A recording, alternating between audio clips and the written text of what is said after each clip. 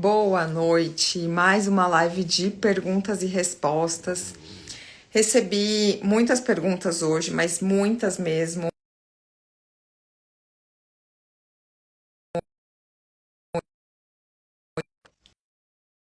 Ação aqui que acabou travando. Mas voltando, recebi muitas perguntas hoje, mas foi acho que um dia campeão. Terça-feira é um dia que chega muita pergunta mesmo. Acho que o pessoal começa segunda-feira a atender os pacientes, aí quando chega na segunda noite vem um monte de dúvida e na terça eu que recebo essas perguntas. Então, tem as perguntas que eu recebo no particular, no Instagram, e tem as perguntas que as meninas da Ortomundi recebem. E quando são casos mais difíceis, elas encaminham para mim, e aí a hora que eu tenho um tempinho, eu separo para responder. Ia deixar para amanhã, mas como eu quero eliminar as mais antigas, eu deixei para responder agora. Vou já deixar aqui na mensagem fixa qual que é a dúvida. É uma dúvida muito comum. E se não fosse tão comum, eu não gravaria, tá? Então, é que a mordida ficou aberta depois do início de tratamento. Ou melhor, foi para topo, tá bom? Vou colocar aqui, mordida foi para topo depois do início do tratamento. E eu já respondo.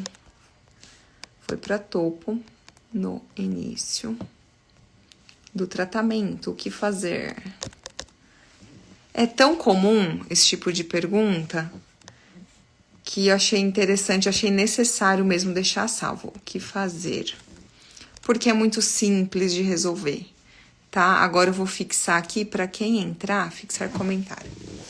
Já saber o assunto da live de agora. Então vamos lá. É muito comum o colega pegar um paciente que tem, nesse caso em especial, ele relatou e até mandou foto, inclusive, que tem mordida aberta inicialmente, começou com o tratamento e aí fechou a mordida, então a mordida estava aberta, com o uso do aparelho, fechou essa mordida, só que entrou agora de topo, tá?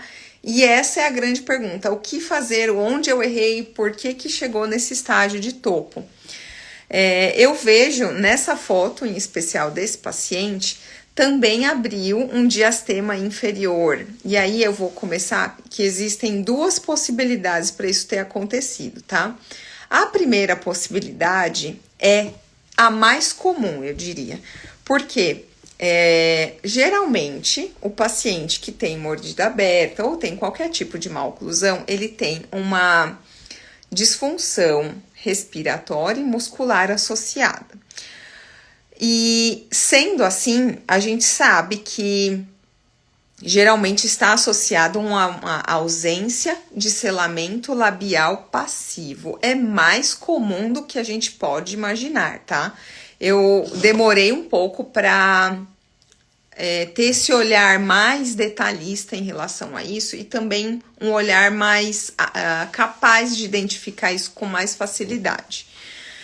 Muitas vezes o próprio paciente, como ele sabe que está sendo analisada essa questão e ele não quer que isso seja um problema durante o tratamento, ele acaba mantendo o lábio fechado durante a consulta. Se o dentista não tem esse olhar mais clínico, mais apurado para identificar isso, ele acaba anotando ali que o paciente tem selamento labial passivo. E no curso eu ensino muito isso, eu ajudo o colega a identificar como fazer, relaxar aqui o mentoniano e identificar que essa mordida, que esse selamento, ele é ativo e não passivo. Então, em primeiro lugar, o que eu vejo com mais frequência é, por uma ausência de selamento labial, o paciente acaba durante a noite relaxando a mordida, como não vai ter o lábio aqui por fora sustentando a mandíbula dentro do aparelho, a arcada inferior, com o peso da mandíbula, acaba encostando com mais força no anteparo, na região inferior do anteparo lingual. Com isso, os dentes acabam muitas vezes se retroinclinando, se vestibularizando e abre um pouquinho de diastema. Com isso, acontece o que aconteceu nesse caso, que é muito comum, de abrir um pouquinho de diastema aqui e os dentes ficarem em relação de topo. Como que a gente faz? Pede para o paciente fazer mais exercícios de selamento labial e também, muitas vezes, usa o recurso da fita micropor para selar o lábio, ou das fitas de fisioterapia, que também ajudam a fazer o selamento labial de uma maneira pegando toda a região orbicular e não necessariamente o lábio. Então, existem duas formas de orientar o paciente: reforçar os exercícios de selamento labial, reforçar o uso do aparelho estando acordado, fazendo o selamento labial de forma ativa. Isso já vai ajudar bastante. Usar a fita micropor ou a fita de fisioterapia ao redor dos lábios para dormir e entrar com mais exercícios, inclusive com os exercícios de lábio, que dentro da aparatologia MyoBrace a gente vai ter aí o Lip Trainer, vai ter o TLJ, que vai trabalhar com mais força com os lábios, e o Myotalea também. Enfim, tem muitos aparelhos dentro da linha de aparelhos de exercícios que vão ajudar a reforçar a questão do selamento labial. Esse é um ponto. Então, observar, em primeiro lugar, se esse paciente tem selamento labial passivo. Geralmente não tem, na grande maioria dos casos, 90% dos casos não tem, principalmente criança. Reforçar o uso do aparelho acordado, reforçar os exercícios de selamento labial e de força da musculatura do orbicular superior e inferior. E o outro aspecto que pode acontecer com o tempo, então muitas vezes a gente começa com uma criança ou um adolescente, como esse caso que foi apresentado para mim hoje, começa com aparelho de tamanho médio e vai desenvolvendo a arcada. E aí, essa arcada se desenvolve até o limite total do aparelho de tamanho médio. E chega uma hora que não expande mais. E então, muitas vezes, a gente simplesmente faz a troca. Se todos esses aspectos que eu falei anteriormente, do selamento labial, não é o problema do paciente, muitas vezes só fazendo a troca do tamanho do aparelho vai ser o suficiente, porque aí que acontece? A arcada superior vai desenvolver o quanto ela precisa e a inferior vai acompanhar. E aí a gente finaliza esse problema, a gente acaba resolvendo esse problema, tá? Então, a dúvida do motivo dessa live foi responder exatamente isso. A mordida foi para topo no início do tratamento. O que fazer? Então, só para a gente finalizar aqui, reforçar a visualização ou a análise, o diagnóstico do selamento labial, fazer os exercícios necessários, e aí a gente tem nesse curso novo do avançado, a gente vai ter novos exercícios, vai ser reforçado o uso da necessidade dos aparelhos que trabalham a musculatura do lábio. Vai ser o Diego, que é um educador que foi certificado agora nessa viagem que a gente fez para Miami. Ele é um Certified Provider, não, Certified Educator da área de educação e exercícios para esses pacientes. Então, ele vai ter uma aula exclusiva do Diego nesse curso avançado.